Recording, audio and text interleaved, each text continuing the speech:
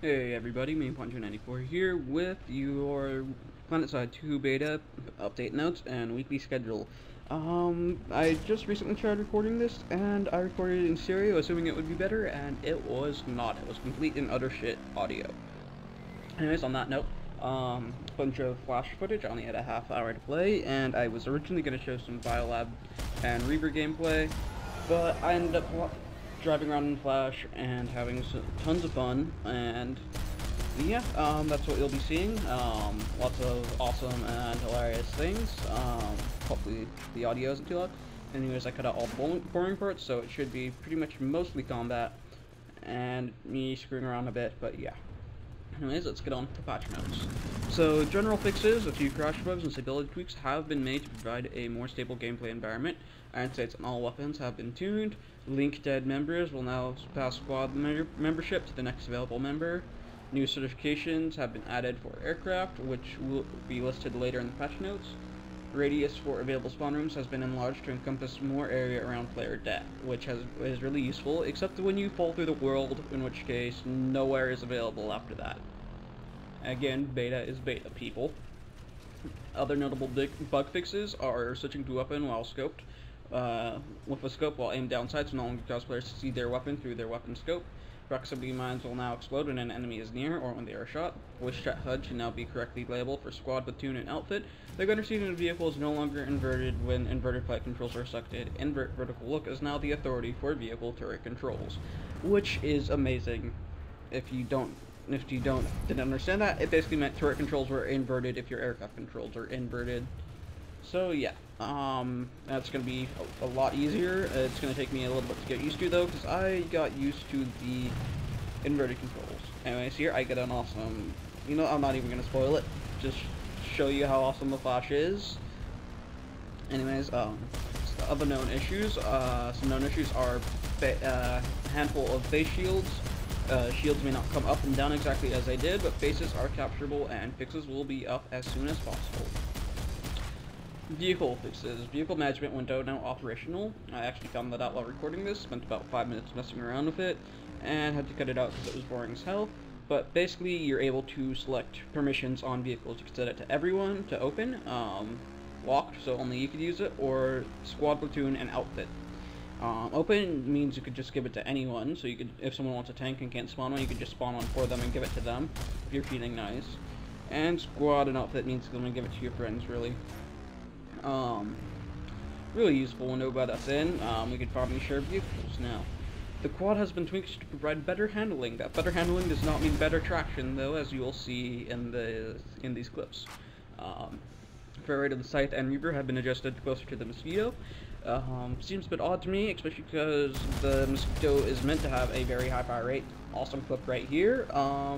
This is the funnest thing I've done in months. If you ever have the chance and opportunity to try to get in a chase with a Flash, it is fun as hell. And this will show you a perfect example of bad traction, and that my driving isn't the greatest. Though again, anyone who's driven a Flash in its current state knows that the lack of traction does play a big role. Anyways, along with the fire rate, the cone of fire for the Scythe, Reaver, and Mosquito have been increased, meaning less accuracy. There's me spinning out, and this kind of screws me over. Managed to get over that rock with no control, can't get out of the way of that one, and get stuck on it. Anyways, these are the certifications that have been added for the aircraft. Speed, turn rate, vertical thrust, and braking force. Now, be forewarned, these upgrades take up their own slot on the Mosquito that you equip. You actually equip these certifications and upgrades and everything. And you could only have one equipped at any one time, so if you want, there's a few missing as well. I think top speed might have been added earlier, I'm not entirely sure, but those are there as well. So be forewarned. Never mind, speed was there, I just was being a derpy. Anyways, again, be forewarned. If you want both vertical thrust and braking force, for example, you're only going to be able to have one active at any one time. So again, feel free to search into all of them if you want, but you'll mainly be wasting your time unless you want all of them in the long run, which I'd have no clue why. Anyways, following major changes in my opinion have been made gameplay-wise. Rocket pods will now do reduced damage to infantry. Rocket pods will need to hit a tank directly to inflict damage. Direct hits on tanks will now inflict more damage. Fast rocket pods now have an increased rate of fire, and reader rocket explosion radius has been decreased. All major changes, in my opinion, really knocks a lot of NCS superiority out of the air, a lot of ground support.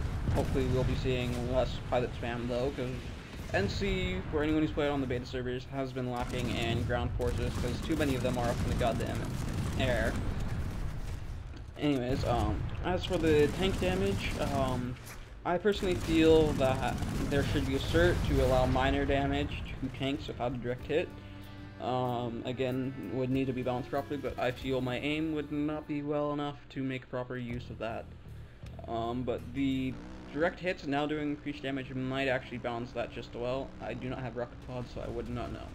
Air missiles have been nerfed as well. Damage has been reduced on all missiles. AoE damage has been reduced on all missiles. Lock-on range for the missiles has been reduced. The lock-on timer has been increased by half a second. The loose lock-on timer has been decreased by 1 second. The lock-on angle has been decreased as well. All major gameplay changes as I knifed this AFK person in the back. And a few changes to interface. Tank mines, spawn beacon, C4, and mines can be spotted and seen on the minimap now.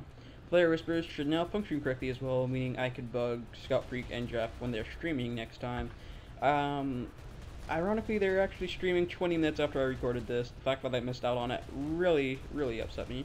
Anyways, here in the gameplay you could see I ran up a column earlier, but we sat out and camped out for a while, and that was all boring, so I cut it to the action, which wasn't much. It was about 12 guys. We tried to niche cap this. We didn't even form up in a squad. We had a vanguard that didn't really move up to support us, and we just all got slaughtered for the most part.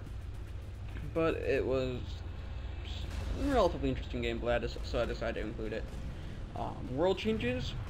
Seabed listening post now has additional spawn room terminal. Indar Communications has the same. TI Alloys now has spawn control unit, turrets, and additional spawn room. The Palisade now has terminals and a spawn control unit. The Black Shard Iridium Mine now has additional spawn room, terminals, and spawn control unit. Lost Outlook, NC Research Lab, and Snake Ravine Lookout all now have spawn room, terminals, and spawn control units as well. Additional, not just added additional ones. The following certifications have been added to infantry: Nanoweave armor, advanced shield capacitor, and flak armor. All of these go into your normal shield slot. You can only have one equipped at any one time. They do not override your standard shield. Your standard shield is there. They merely add additions to it, from what I'm able to tell. Not much that I know in the way it works, and not much out there to find out either. So, if I can confirm and elaborate, I will as soon as possible. Weapon changes. Rocket launcher speed and acceleration has been increased as well. And there's a perfect example of not being able to easily identify targets at night. This is all recorded during the same night session over a half hour, and people need to learn how to fly. Yeah. You could probably guess my thoughts on that from that. Anyways, on to this week's server schedule. For the server availability for the week of September 7th, 2012. Beta servers will be available Monday through Friday from 6 a.m. Pacific Standard Time and close at 12 a.m. Pacific Standard Time, 3 p.m. CEST, 9 a.m. CEST for those of you who go by that time. I think that's Central Eastern Time, I'm not sure. Don't know the abbreviation. Saturday and Sunday they'll be available from 2 a.m. PST to 12 a.m. PST, 11 a.m. CEST, 9 a.m. CEST. Again, they do have a time converter on the site as well as them being plentiful on Google. So, if you don't know what time it is, just Google a time converter, and yes, and if you know how to figure out your time from GMT, Pacific Standard Time is -7 GMT, so yeah, should be easy enough for you guys. Again, always remember, beta is beta, bugs are to be expected. I fell through the world a couple times on this, and I'm showing you right now how to be a pain in the ass to a tanker, and how to be bait as a flash if you actually have a trap set up, which I don't, so you could assume how this will end. Anyways, that's it, that's all. There's not much left for me to go over. I probably missed a few stuff because I first time recording this, it went pretty damn awesome, but I had to re-record it because apparently stereo sounds like crap. Anyways, hopefully I covered everything, and hopefully I informed you guys plenty.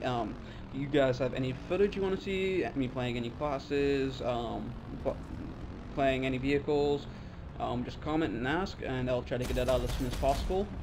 I will play other factions as well, though don't ask to see upgraded weapons and certs from those factions, because I do not have any Araxium or certification points on them to unlock those. So again, if you do want me to see other factions, I will show it, but it will be very limited to just the basic stuff that is unlocked in the beta at the moment.